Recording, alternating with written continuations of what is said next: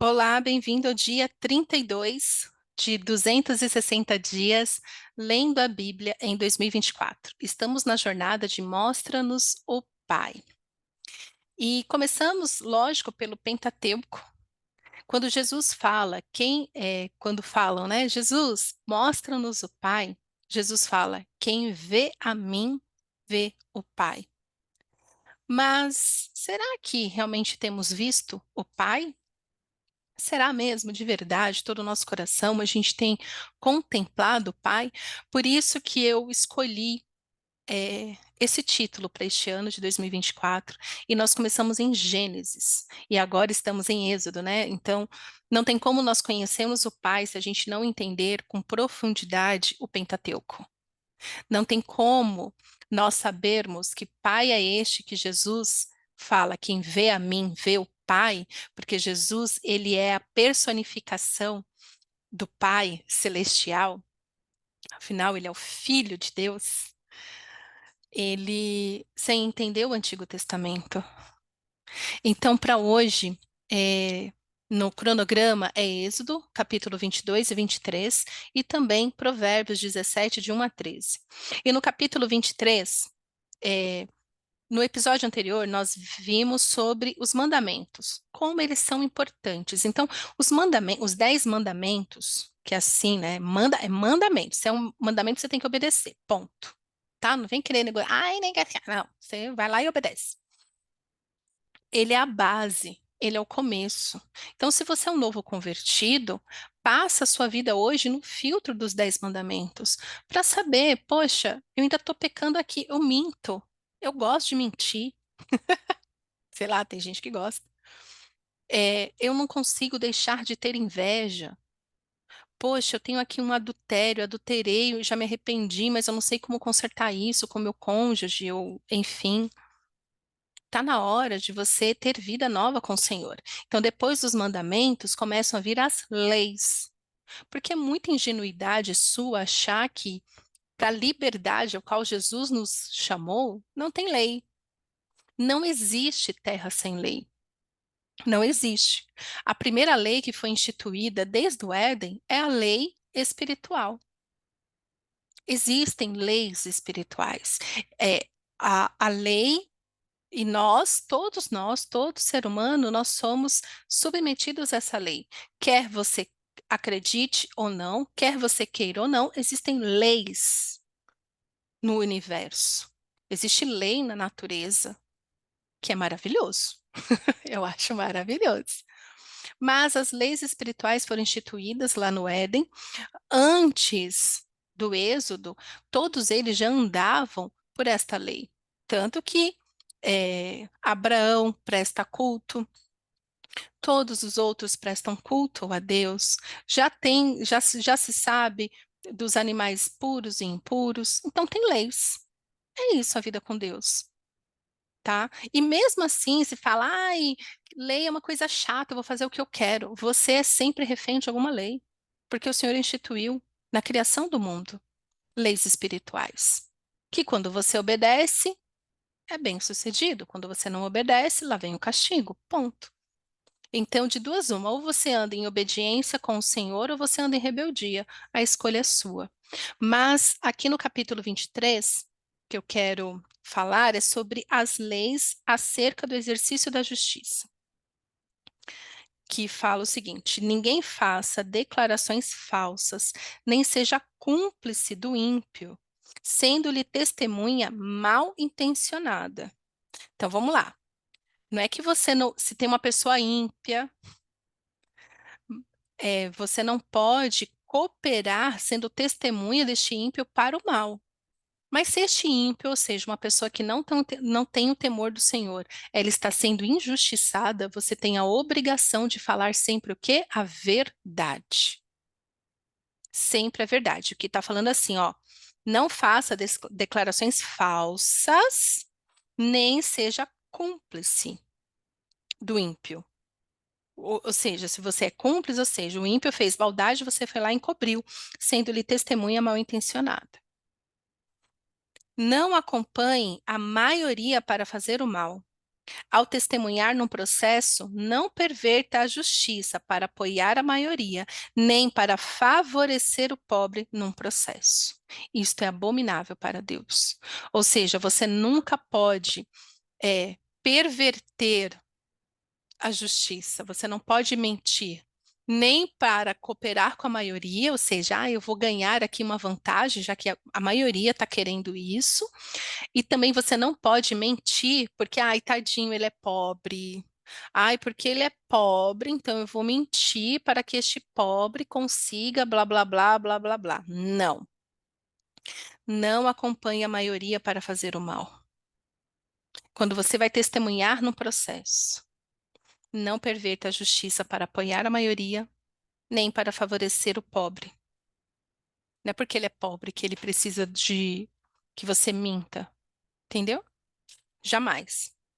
Se você encontrar perdido o boi ou o jumento que pertence ao seu inimigo, leve-o de volta a ele. Olha isso. Se você vir o jumento de alguém que o odeia caído sobre o peso de sua carga, não o abandone. Procure ajudá-lo. Não perverta o direito dos pobres em seus processos. Não se envolva em falsas acusações, nem condene à morte o inocente e o justo, porque não absolverei o culpado. Não aceite suborno, pois o suborno cega até os que têm discernimento e prejudica a causa do justo. Não oprima o estrangeiro. Vocês sabem o que é ser estrangeiro, pois foram estrangeiros no Egito. Então, como eu comecei falando, Jesus fala: quem vê a mim vê o Pai. O que que Jesus falou? Jesus nos pregou justiça o tempo todo. Jesus, ele veio nos mostrar que é possível, né? Então, por exemplo, aquela parte do imposto, que a moeda surge na boca do peixe, Jesus fala: dê a César o que é de César. Ou seja, se você está aqui, você tem que pagar imposto, paga o imposto. Não enche o saco. Não fica, não suborne, né? Não ande corrupção. Não fica fazendo maracutaia, dando um jeitinho, amarrando aqui e ali, pervertendo a verdade para que você no final consiga uma restituição X ou Y. Não minta. E essa é a justiça que nós vemos aqui o Senhor falando. E assim, né? Jesus fala: ame os seus inimigos. Né? Ame os seus inimigos, ore por eles. Aqui nós já vemos como nós devemos tratar com justiça o nosso inimigo e como o Senhor cobrará de nós se a gente não fizer, se a gente não mantiver o nosso coração puro diante dele. Então, eu acho o máximo quando fala assim: olha, se você encontrar perdido o boi ou jumento que pertence ao seu inimigo, leve-o de volta a ele. Ou seja, não deixa ele perdido para, ai, bem feito, perdeu o boi, porque o boi aqui é o sustento, né? Ah, bem feito para ele, que morra, que se exploda. Ainda ajuda o boi para mais longe, né? Não. Se você está vendo o seu inimigo sendo prejudicado, faça a sua parte para que a justiça seja feita. Pague, aqui que Jesus fale, pague o mal com o bem. Hum. E depois o povo falando que Jesus veio anular. Ai, gente, esse povo me cansa. Jesus veio te mostrar, nos mostrar, como a vida com o Senhor pode ser maravilhosa quando nós obedecemos. Porque assim, o inimigo, quem que é o inimigo? Quando falamos de pessoas, né? Tem o inimigo das nossas almas, né, que é o diabo, e tem o inimigo aqui de carne e sangue, aquela pessoa, sabe, chata, que nos prejudica, né, que sempre está tentando fazer o mal para nós. Porém, Jesus vem nos mostrar, né, vem validar a palavra de Deus falando assim, olha, mantenha o seu coração no temor do Senhor. Se alguém te bater uma face, ofereça outra. Não é porque o inimigo te prejudicou que você vai pagar na mesma moeda, porque aí seria, né, Jesus fala, que benefício tem isso? Dar a vida pelo seu irmão, você gosta dele. Agora, quando você paga o preço de fazer o bem a quem te prejudicou, isso sobe como um aroma suave a Deus e ele fala: ah, a vingança é minha. Eu que vou agora fazer justiça.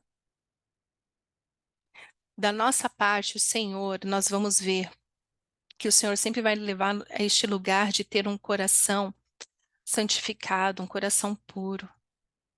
Atitudes que refletem a graça de Deus e não o ódio. E aqui continua, né? Se você vir o jumento de alguém que o odeia, caído sob o peso de sua carga, não o abandone, procure ajudá-lo.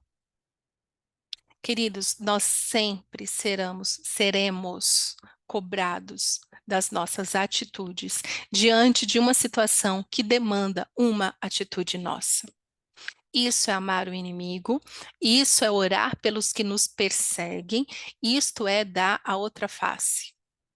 Isto é, por isso que Jesus fala assim, ó, se alguém te pedir a capa, te pedir emprestado, dá logo.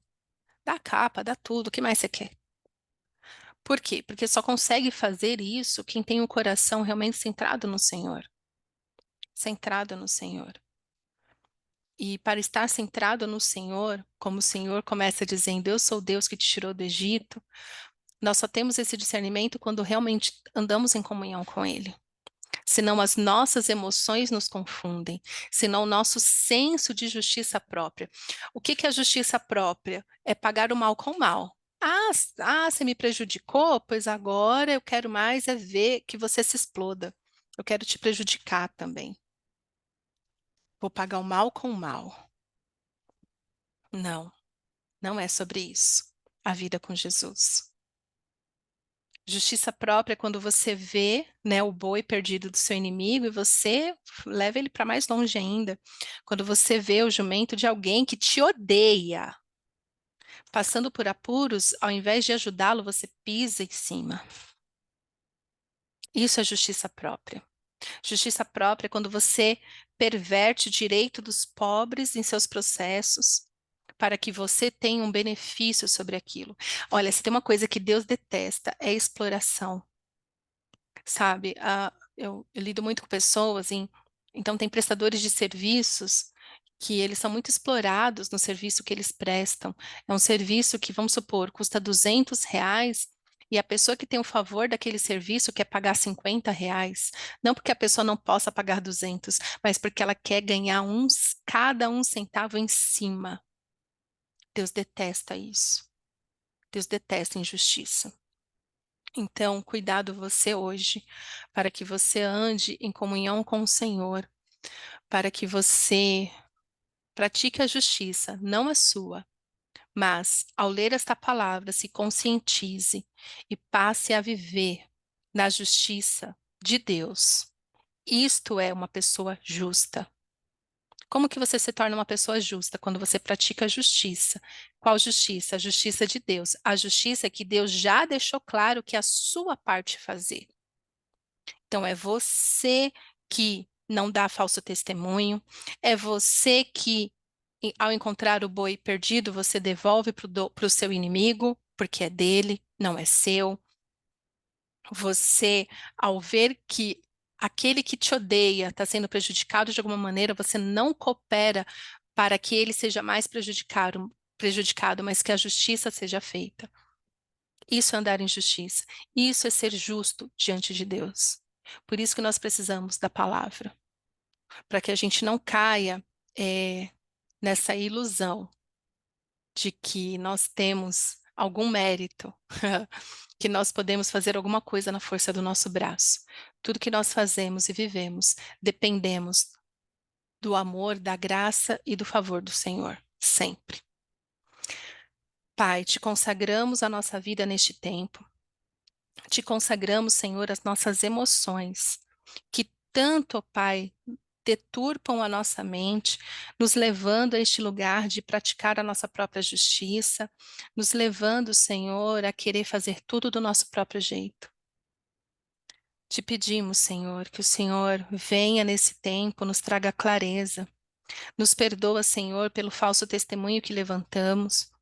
Nos perdoa, Senhor, porque muitas vezes queremos ver mesmo os nossos inimigos sendo destruídos, as pessoas que nos odeiam sendo prejudicadas. Nos perdoa, Senhor. Nos dá, Senhor, um coração compassivo para fazer o que o Senhor quer que façamos, para que possamos resplandecer Jesus, para que possamos aqui na terra estabelecer a sua justiça. Que venha o teu reino, Senhor. Que venha o teu reino e a tua justiça seja feita e que sejamos instrumentos do Senhor, sejamos pessoas justas, para que possamos, ó Pai, em todo tempo, viver para a honra e glória do teu nome. É o que eu te peço, Pai, em nome de Jesus. Amém.